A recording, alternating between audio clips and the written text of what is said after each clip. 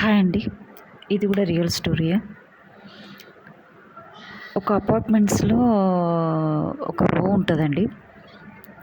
అయితే ఆ రోలో ఒక పోర్షన్ వాళ్ళు చాలా రిచ్ పర్సన్స్ అనమాట.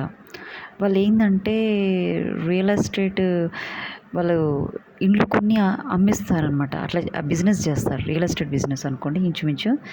కాకపోతే ఏందంటే రియల్ ఎస్టేట్ అంటే మొత్తము రియల్ ఎస్టేట్ మీదనే కాన్సంట్రేట్ కాకుండా అందులో స్టే చేయడము, అలా ఇల్లు చూపియడము, మళ్ళా ఇంకో కొత్త ఇల్లు కొన్నప్పుడు అందులో ఉండి అట్లా అట్లా వాళ్ళు స్లో అనమాట. స్లో రియల్ ఎస్టేట్ బిజినెస్ అనుకోండి. కానీ ఒక అపార్ట్మెంట్స్‌లో వాళ్ళు ఎళ్లారండి. అందులో స్టే చేయడం స్టార్ట్ అయింది. 20 ఇయర్స్ అవుతుంది. ఎందుకో వాళ్ళకి ఆ ఇంట్లోకెళ్ళిన కాడ్నుంచి వాళ్ళు చాలా వాళ్ళకి డబ్బు అనేది కలిసొస్తుందంట వాళ్ళకి. ఇది తనే చెప్పిందండి స్టోరీ. అయితే కలిసొస్తుందని చెప్పేసి అక్కడే ఉండిపోయారు పాపం. ఆ ఇల్లు అమ్మకుండా వేరే ఇల్లు కట్టించి అవి వాళ్ళ అక్కడ ఇంకా షిఫ్టింగ్ అనేది ఆపేసి అందులో ఉండడం స్టార్ట్ చేసి వేరేటికి కట్టి అమ్మడం స్టార్ట్ చేశారనమాట. కానీ ఇటు 4 రోస్ ఇటు 4 రోస్ అనమాట. మధ్యలో లిఫ్ట్ ఉంటది. అయితే ఒకప్పుడు చాలా క్లోజ్‌గా ఉండేదనమాట. ఇటు 4 పోర్షన్స్, ఇటు 4 పోర్షన్స్. చాలా అనమాట. కానీ ఫ్రీగా, ఫ్రెండ్లీగా, ఓపెన్ మైండెడ్ ఉండడం వల్ల ఆమె పాపం తన ఇంట్లో ఉన్న ప్రాపర్టీస్ అని వాటి గురించి, వీటి గురించి వాళ్ళకి బర్దాష్ కాలేదండి. బాబోయ్! బర్దాష్ కాలేదు. ఇక వాళ్ళ మీద ఒక సైకోయిజం అనేది వాళ్ళకి పెరిగిపోయిందండి. వీళ్ళని ఎట్లా ఏం చేయాలి? ఎట్లా ఏం చేసి వీళ్ళని తొక్కి పడేయాలి అని చాలా ఆ పక్కకున్న ఆమె, ఇటు ఎదురుగున్న ఆమె, ఈ అంటే ఆ పక్కకున్న ఆమె ఇంటి ఎదురుగున్న ఆమె అనమాట పోర్షన్స్.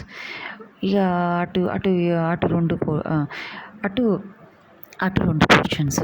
అయితే ఇక వీళ్ళు చాలా ట్రై చేస్తున్నారు. వాళ్ళ అంటే మనశ్శాంతి లేకుండా ఇద్దరు పిల్లలు అమెరికాలో ఉంటారు. భార్యాభర్తలే ఉంటారనమాట పాపం. కానీ చాలా ప్రాపర్టీస్ ఉన్నాయి ఇక. కానీ హ్యాపీగా ఉన్నారు వైఫ్ అండ్ హస్బెండ్. పిల్లలు ఎవరు ఉండరు. ఇద్దరు అమెరికాలో ఉంటారు పిల్లలు. ఇద్దరు మగపిల్లలు. కానీ ఆ పక్కకున్న ఆమె ఎంత సైకోముండ అంటే అండి నిజంగా టార్చర్ అనమాట.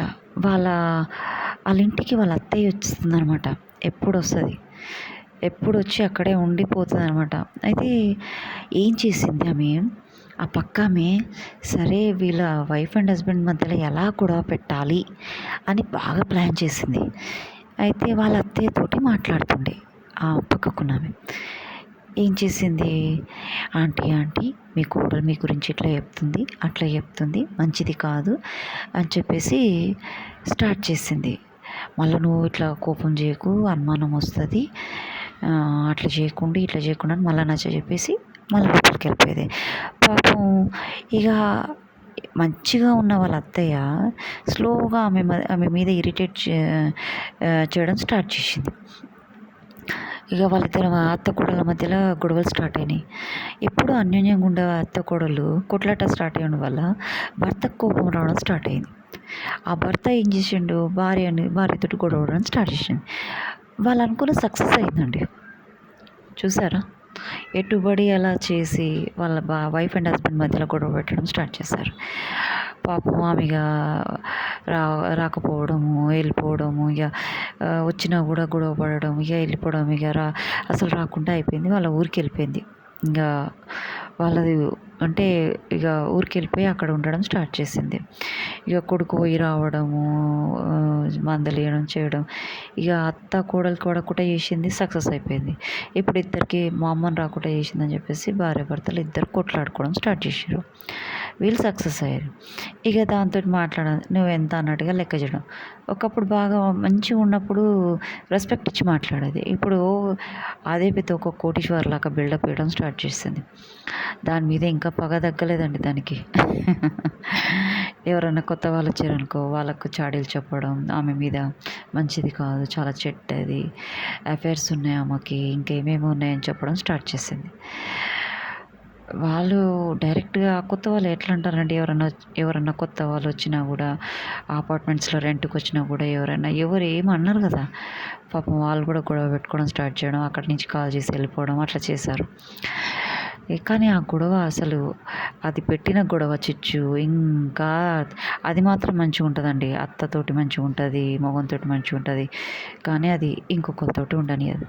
కానీ అది ఎంత పాపమండి. అది ఇయ్యాల కాకున్నా రేపు బయట పడతది. అది బయట పడ్డా, పడకపోయినా అది ఎంత మంచిగున్నా గూడా దానత్త దాని జుట్టు పట్టి మెత్తగా కొడతది. దాని మొగుడైనా కొడతాడు. పరిస్థితి వస్తది. ఆ అమ్మాయి చూడకపోతదా? వాళ్ళ ఇంట్లో ఏదైతే చిచ్చు పెట్టిందో ఆ అమ్మాయి చూడకపోతదా? ఆ గతి వస్తది దానికి. కంపల్సరీ వస్తది. చూసారా ఎలా ఉంటారో మనుషులు. మంచిగుండి గూడా వాళ్ళ అత్త, కోడళ్ళ మధ్యలో గొడవ పెట్టి, వైఫ్ అండ్ హస్బెండ్ గొడవ వచ్చేటట్టుగా చేసిన మీరు చూస్తున్నారు కదా! ఇది చాలా రియల్ స్టోరీస్ అండి నేను చెప్పేటి. ఆమె కూడా నాకొచ్చి చెప్పిందండి. ఆమె తెలుసుకుంది, తర్వాతకి తెలుసుకొని రియలైజ్ అయ్యి వాళ్ళ అత్తతోటి మాట్లాడుతుంది, కానీ వాళ్ళ అత్త రావడానికి ఇష్టపడతలేదు. రియలైజ్ అయ్యింది, కానీ ఏం ఫాయిదా, అంత గొడవ అయిపోయింది. హస్బెండ్ మనసులో డిస్టర్బెన్స్ వచ్చేసింది. ఆ అమ్మాయి రియలైజ్ అయ్యింది పాపం, కానీ ఏం ఫాయిదా. మైండ్‌లో ఉండిపోయింది ఆ భర్తకి గానీ, అత్తకి గానీ. కానీ అది మాత్రం బానే ఉంది అది. వాళ్ళకి గొడవ పెట్టి. కానీ ఏం మంచిగుండరండి. ఎన్ని రోజులు ఉంటారు? కొన్ని రోజులే ఉంటారు వాళ్ళు మంచిగా. కానీ వాళ్ళ పాపం వాళ్ళకి తలుగుతుంది. ఆ అమ్మాయి పాపం కంపల్సరీ తరుగుతుందండి. ఎందుకంటే ఇలాంటి పాపాలు కొన్ని రోజులు చాలా హ్యాపీనెస్ ఇస్తాయి. కానీ తర్వాతకి తిప్పి కొడతాయి. కొన్ని రోజులే ఇస్తాయండి అంతే. తర్వాతకి మాత్రం ఏకంగా ప్రాణాలు పోయేవాడికి వరకు తీసుకొస్తాయి. అని అనుకుంటున్నారు. ఇవాళ మేము మంచిగున్నాము. మేము వాళ్ళకి అత్త కోడళ్ళని డిస్టర్బెన్స్ చేస్తామని అనుకుంటున్నారు, కానీ ఏం మంచిగుండరండి వాళ్ళు. పాపం తలిగిపోతారు. ఇది మాత్రం డెఫినెట్‌గా అవుతది. Thank you to everyone. Thank you to everyone. These are all real stories. Not a created or something ఇంకా ఏదో ఊహించుకొని చెప్పినవి కాదండి. These are all real stories. అయినయేనండి, ఇవి జరిగినాయి. ఒక్కటి గుర్తుపెట్టుకోండి, ఏది కరెక్ట్ ఏది రాంగ్ అనేది మీ మనసు నిర్ణయించాలి. ఒకళ్ళు చెప్పింది కాదు, మీ మనసు నిర్ణయించాలి. That is the thing. Thank you to everyone.